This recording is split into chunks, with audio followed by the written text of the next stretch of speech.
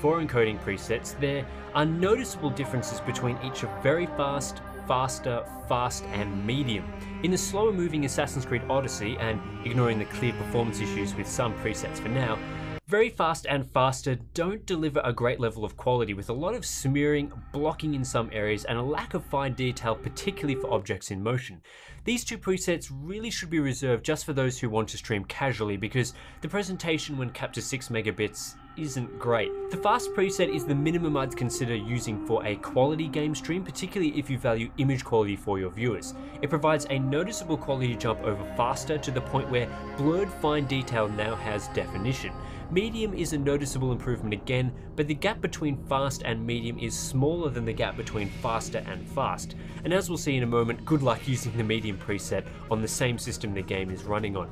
I did also check out the slow preset, but at this point we're into diminishing returns for a massive performance hit. For faster motion in Forza Horizon 4, again, I'd completely dismiss the very fast preset immediately because it's worse than NVEnc for this type of content. Unfortunately, the tight bitrate limit of 6000 kilobits per second prevents any preset from doing true justice to the source material, but once again, medium gets the closest and provides an improvement over fast. The faster preset looks terrible, so again, I'd suggest fast as the absolute bare minimum for this type of content. Really, I'd recommend medium at a higher bit rate, but hey, Twitch has set the limit to 6 megabits, so it's basically the best we can do. Of course, image quality is only one part of the equation. The other is performance, and when you're streaming your gameplay from the very same computer you're playing on, it's important that both your gameplay experience and the performance of the stream are adequate. We'll start here by looking at GPU encoding and see how that affects performance. Enabling either Pascal or Turing's NVEnc engine affects the frame rate of the game by around 10 to 20% depending on the game.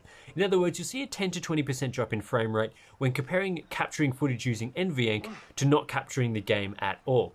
The more GPU limited the game is, the more of an impact NVEnc will have, which is why Forza Horizon 4 is impacted more heavily than the heavy CPU user in Assassin's Creed Odyssey. The good news though is while you'll be running the game at a lower frame rate with NVEnc, the stream itself will have perfect performance with no drop frames, even if the game is using 100% of the GPU.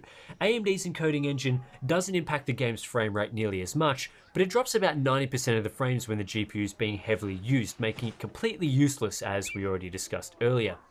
Software encoding performance depends on the type of game you're playing. In the case of Assassin's Creed Odyssey, which heavily utilizes both the CPU and GPU, streaming using the CPU will have a noticeable effect on frame rate, and high quality encoding presets will struggle to keep up. With the Core i7-8700K and the RTX 2080 playing Odyssey using our custom hardware unboxed quality preset, we were only able to encode the game using the X264 very fast preset without suffering from frame drops in the stream output. X264 very fast encoding also reduced the frame rate of the game by 17%, which was a larger reduction than simply using NVEnc. Very fast encoding is better visually than NVEnc for this type of game, so the performance hit in, I guess, some sense is worth it. However, moving to even the faster preset introduces frame drops into the stream output. With a frame drop rate of 8.5%, the output is stuttery and hard to watch. Meanwhile, game performance has dropped from 90 FPS on average to just 63 FPS, with a 1% low only just above 30 FPS. It's clear this preset is choking the system, and it gets worse with the fast and medium presets, which see frame drop rates of 62 and 82% respectively. Interestingly, game performance is slightly better with these presets than with faster, but I suspect that's due to the encoder being overwhelmed, which allows the game to get a small amount more CPU headroom for rendering the game. One strategy to improve performance might be to cap the game to 60 FPS, as those watching your stream will be limited to 60 FPS anyway, but with this cap in place, the story isn't all that much better. The fast preset still sees 9% of all frames dropped, while the faster preset just scrapes in with no frame drops, but with a 1% low in the game of around 40 FPS. The only option to use fast would be to reduce the visual quality and try again, but for this video we weren't really interested in optimizing Assassin's Creed specifically for streaming with our hardware. With the 8700K limited to very fast streaming, or perhaps faster with a frame cap, or even GPU streaming in its title, it will be interesting to see how other CPUs stack up in part 2 of this investigation.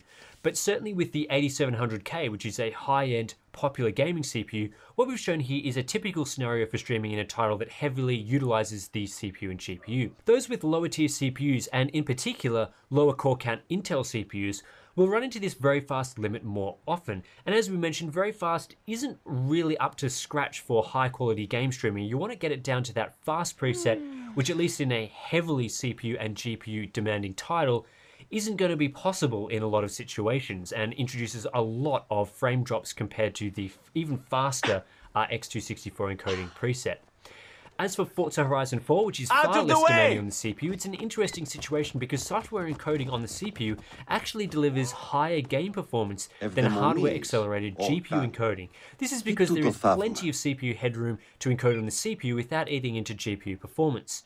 Using the X264 very fast preset impacted the game performance by 6%, looking at 1% lows, but the difference between very fast and fast was only a further 5% drop despite the massive increase in CPU power required to encode using the fast preset. On the stream side, we saw no frame drops with the very fast and faster presets.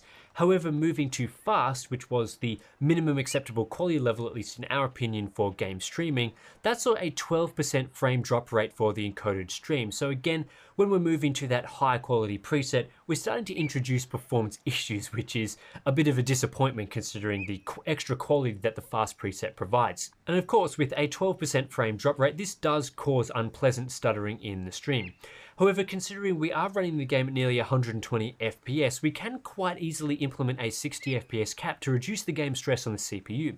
With that cap in place, the fast preset becomes usable with 0 frame drops in the output. The cap also opens up the option of medium preset encoding, although with the 8700K we still saw around 2% of all frames dropped with the 60 FPS cap in place, which isn't ideal. If we wanted to go with medium encoding, we'd have to look at reducing the game's CPU load through quality settings tweaks or perhaps getting a better quality CPU.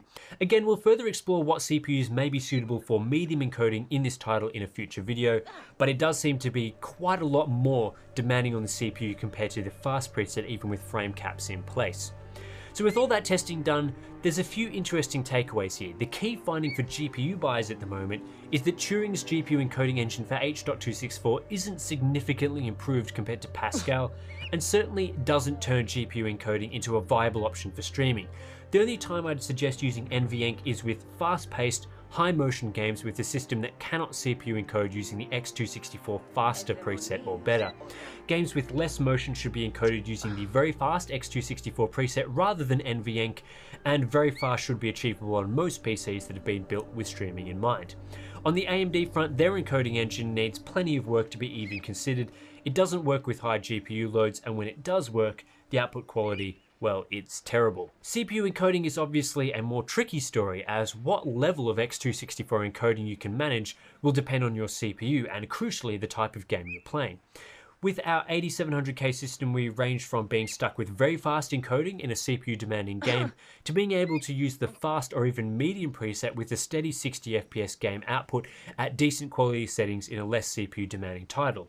But what streamers should be aiming for is to use the fast preset as the minimum. That's the first preset where the output quality is decent enough at 6 megabits for Twitch streaming, and while it's not fantastic for fast motion scenes, fast is much better than either the faster or very fast presets, yet it's still achievable on decent hardware depending on the game. The medium quality preset is also worth trying for those with top-end systems, but it's a bit of a diminishing return situation.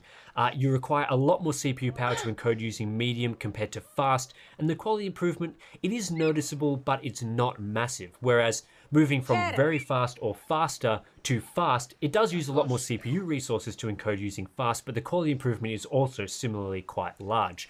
I wouldn't bother with the slow presets though. Those also have a diminishing return situation in terms of quality for a lot more CPU utilization. While it's nice to be able to game and stream on the one PC, this advice, it really only applies to casual or part-time streamers. Anyone who is streaming professionally or full-time should use a second dedicated stream capture PC with a decent capture card and CPU. Out of the this way! then fully What are you offloads the doing? encoding work, and it Control allows you to yourself. comfortably use, say, the medium preset or even slower for the best quality streams without impacting your game performance. It also means you won't need to think about modifying your stream quality settings depending on the game you're playing.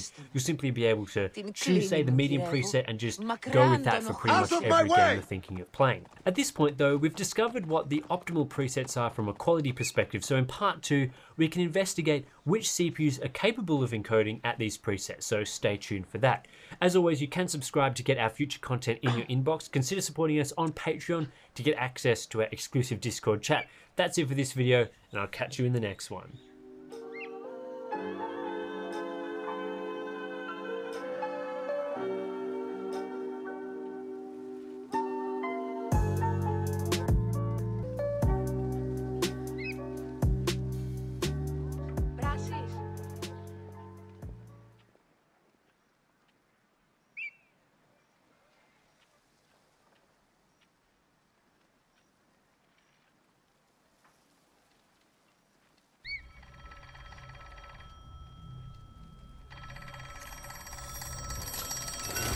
Welcome to the ship room. You're on the air.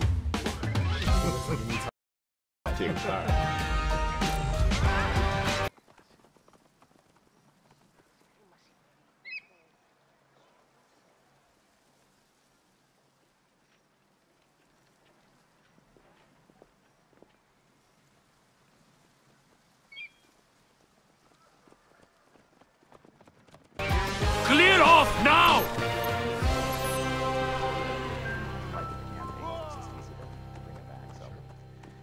In 1957, Volvo revolutionized the car safety industry when they introduced the first 2-point safety belt. Today, during the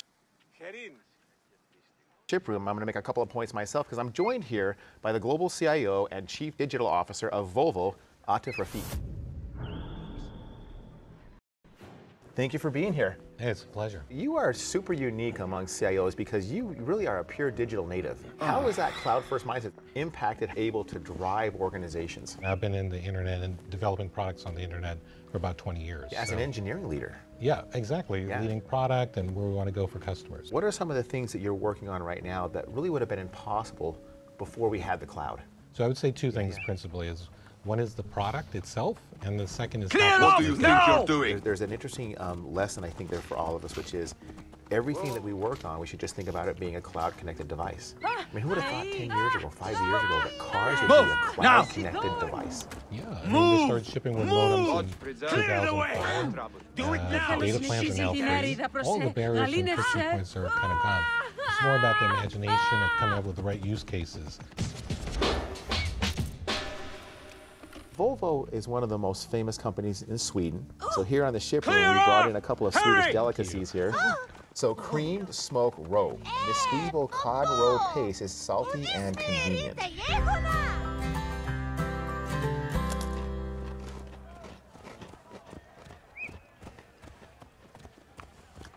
Well, I don't know that I would take a second bite.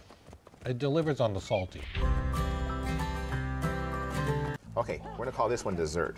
I've heard the one on the right is particularly terrible, so I'll try this one here Let's first. go here. This looks like, Wow. All right, so I'm a fan of the middle one. I love black licorice. I love salt. I think it's all licorice. This is much better than the than the fish out of the toothpaste.